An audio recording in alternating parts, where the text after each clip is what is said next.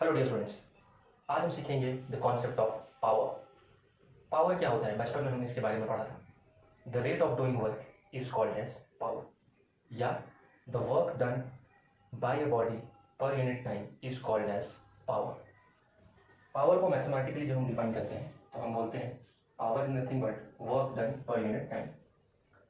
हमको पता है कि वर्क की जो यूनिट है वो है जूल और टाइम की यूनिट है सेकेंड, और ये जूल पर सेकेंड को ही जेम्स वॉट के सम्मान में वॉट बोला गया। इसको वॉट भी बोल सकते हैं, वैट भी बोल सकते हैं, दोनों प्रोनाउंसिएशन एक्सेप्टेबल है।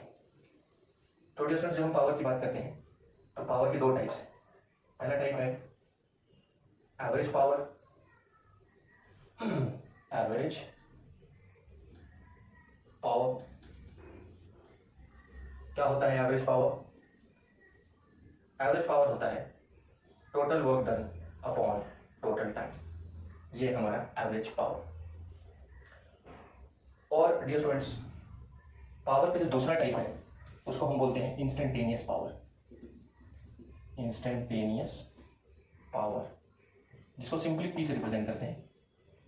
इंस्टेंटेनियस पावर क्या होता है? Power at a given instant of time is called as instantaneous power. Instantaneous power के लिए हम लिखते हैं dw अपॉन dt। ये हमारा है इंस्टेंटेनियस पावर। ध्यान देने वाली बात यह है कि हमने वर्क डन जब पढ़ा था तो हमने पढ़ा था कि जो dw होता है वो क्या होता है? वो होता है f डॉट ds बोलो या f डॉट dx बोलो, बात एक ही है। तो इस वैल्यू को अगर मैं ऊपर सब्स्टिट्यूट करूं तो पावर हमारा क्या हो जाएगा? इंस्टेंटेनियस पावर हो जाएगा f dot ds upon dt। और ये ds अपॉन dt को हम क्या लिख सकते हैं? ये हमारा इंस्टेंटेनियस वेलोसिटी हो जाएगा, तो इसको हम बोल सकते हैं f डॉट v। तो इंस्टेंटेनियस पावर का एक फॉर्मूला और आ गया हमारे पास, यानी इंस्टेंटेनियस पावर का एक फॉर्मूला तो है dw अपॉन dt, और इसका दूसरा फॉर्मूला आ गया f डॉट v। यानी अगर मैग्नीट्यूड लिखना होगा तो हम इंस्टेंटेनियस पावर को क्या बोल सकते हैं? fv cos theta, where theta is the angle between velocity and force. Instantaneous velocity और फोर्स के बीच का एंगल ही होगा ये थीटा। यस डियर स्टूडेंट्स, अब यहाँ पे मैं एक बहुत ही इंपॉर्टेंट बात और बता दूँ, वो ये है कि जब हम एवरेज पावर की बात कर रहे हैं, total work done upon total time, तो हमको पता होना चाहिए कि ये जो वर्क डन है, वर्क डन को हम क्या बोलते हैं? Change in kinetic energy. यानी डियर स्टूडेंट्स, कभी तो ऐसा होता है कि फोर्स की वजह से काइनेटिक एनर्जी चेंज हो रही होती है, तो हम लिख सकते हैं this is nothing but change in kinetic energy upon time, या तो ऐसा बोल दो। तो कभी तो ये जो वर्क हो रहा है, कभी तो उस वर्क की वजह से बॉडी की सिर्फ और सिर्फ काइनेटिक एनर्जी चेंज हो सकती है, या कभी ऐसा हो सकता है कि उस वर्क की वजह से सिर्फ और सिर्फ पोटेंशियल एनर्जी चेंज हो रही हो बॉडी की। तो उस केस में हम वर्क की वजह से सिर्फ पोटेंशियल एनर्जी चेंज हो रही है तो हम ये फॉर्मूला भी यूज कर सकते हैं। वर्क की वजह से सिर्फ काइनेटिक एनर्जी चेंज हो रही है तो हम ये फॉर्मूला यूज कर सकते हैं। और अगर मान लो वर्क की वजह से बॉडी की काइनेटिक एनर्जी और पोटेंशियल एनर्जी दोनों चेंज हो रही है, तो उस केस में इस फॉर्मूला को हम क्या लिख पाएंगे? डेल्टा के plus delta P, this is total change in energy upon total change in time. तो ये अलग अलग रूप हैं एवरेज पावर निकालने के लिए। ये स्टूडेंट्स, यही नहीं, एवरेज पावर निकालने का एक फॉर्मूला और है जो मैं बताना चाहूँगा आप लोगों को। आप लोगों को याद होगा, मैंने पढ़ाया था कि अगर y is a function of x और इस y की अगर एवरेज वैल्यू निकालनी है तो y की एवरेज वैल्यू उस केस में कैसे निकालते हैं? हम बोलते हैं integration of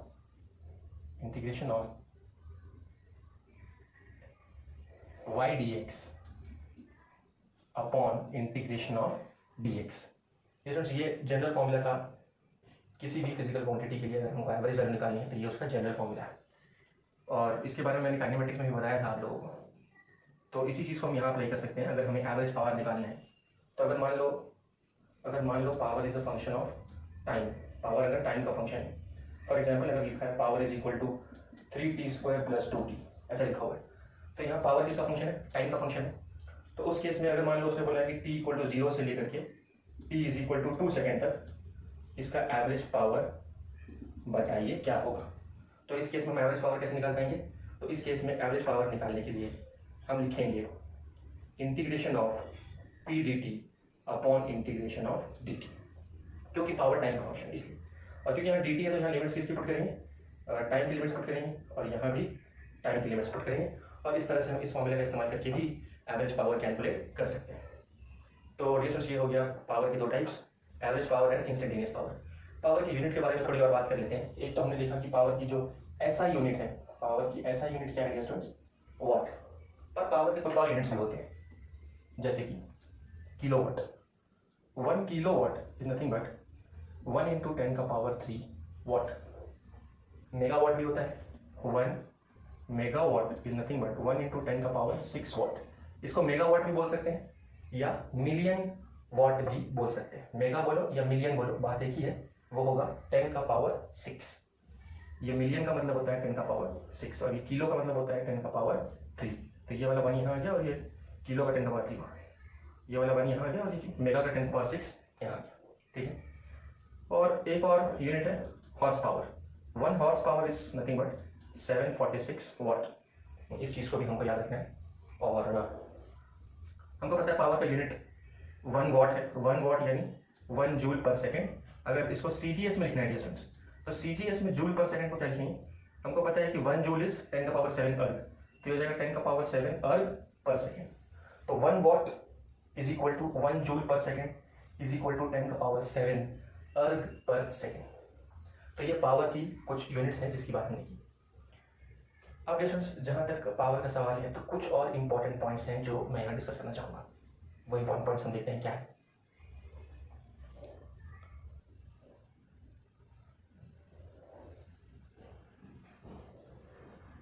dear students, power के बारे में कुछ और बातें।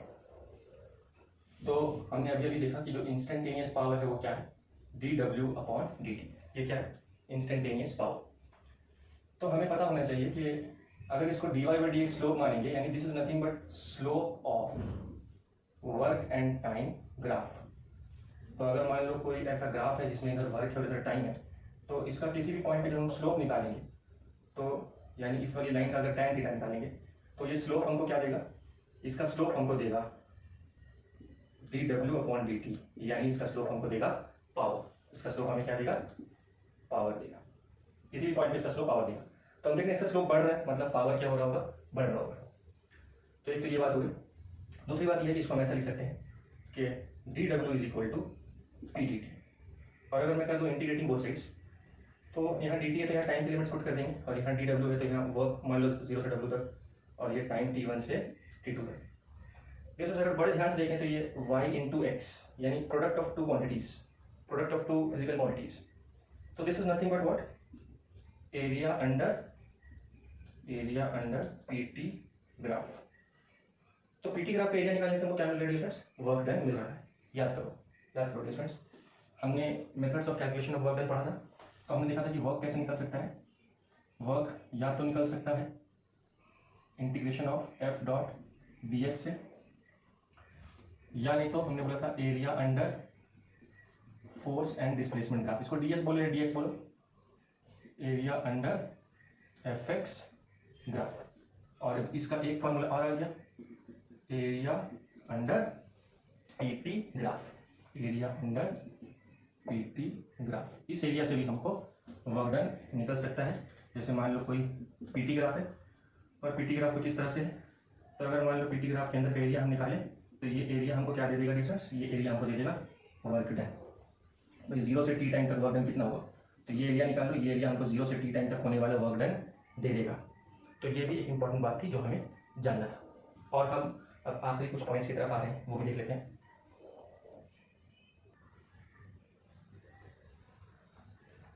जी स्टूडेंट्स, हम अपने आखिरी पॉइंट की तरफ आ रहे हैं, और जो आखिरी पॉइंट है वो कुछ इस तरह से है कि अगर पावर कांस्टेंट रहा, सपोज कोई बॉडी इनिशियली रेस्ट पे है और पावर जो है वो कांस्टेंट है, तो हमें पता लगाना है कि v का relationship, v as a function of time क्या होगा और displacement as a function of time क्या होगा, ये हमें पता लगाना है। ठीक है डियर्स, तो आओ देखते हैं कि हम कैसे सॉल्व कर सकते हैं। यहाँ पे पावर क्या रखना है?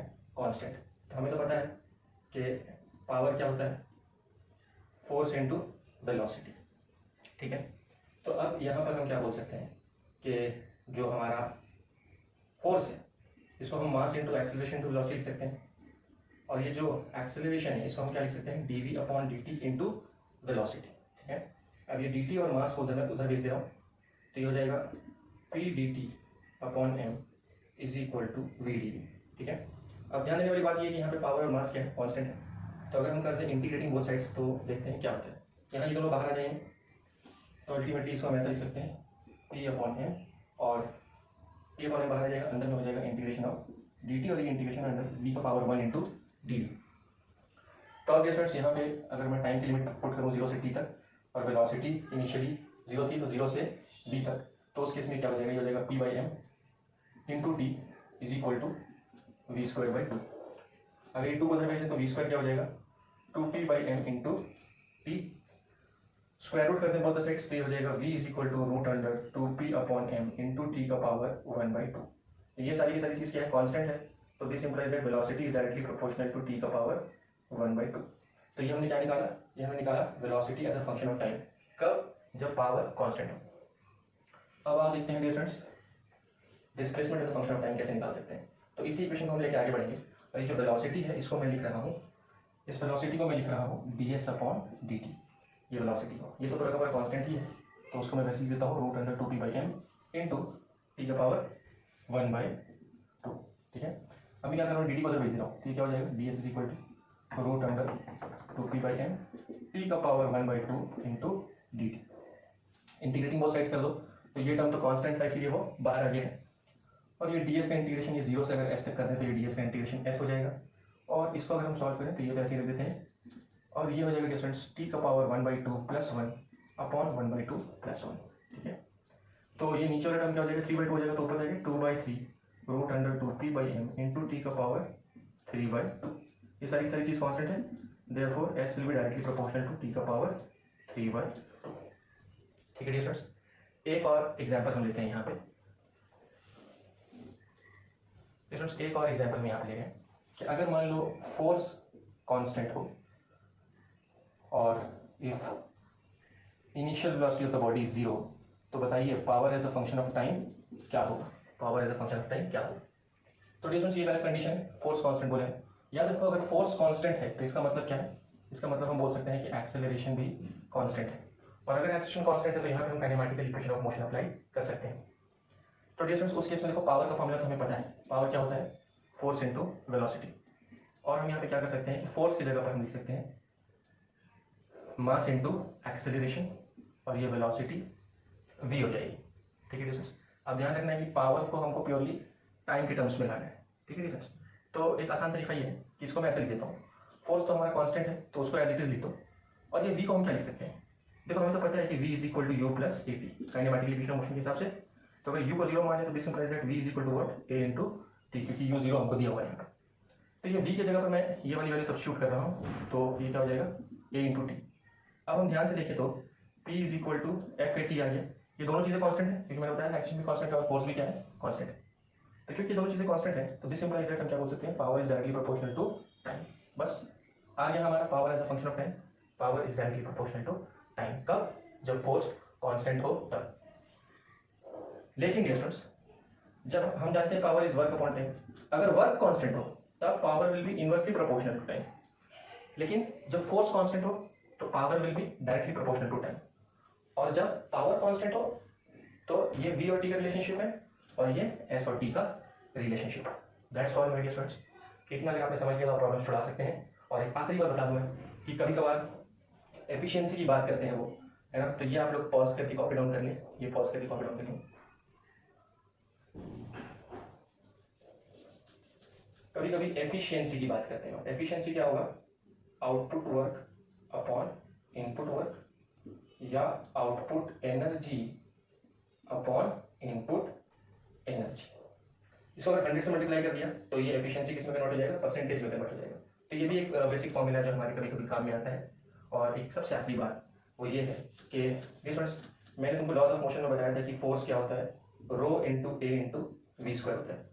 ये कब बताया था मैंने, जब मान लो कोई पाइप है जिसका क्रॉस सेक्शनल एरिया ए है और वी वेलोसिटी से इससे कोई फ्लूइड बाहर आ रहा है, जिस फ्लूइड की डेंसिटी क्या है, फ्लूइड की डेंसिटी रो, तो उस केस में ये फ्लूइड जो फोर्स लगाएगा वो फोर्स का फॉर्मूला क्या है, रो ए इंटू वी का स्क्वायर। अगर इसका पावर निकालना है, ये पावर कितना डिलीवर कर रहा है, तो पावर क्या होता है, फोर्स इंटू वेलोसिटी। फोर्स की ये वैल्यू यहाँ पर कर सकते हैं, तो ये हो जाएगा rho A V square into V यानी rho A into V cube, rho A into V cube. तो अगर रो और ए कांस्टेंट है तो हम बोल सकते हैं power is directly proportional to velocity का क्यूब। दैट्स इट ये स्टूडेंट्स। उम्मीद है सबको सारी बात समझ में आ गई होगी। Over and out.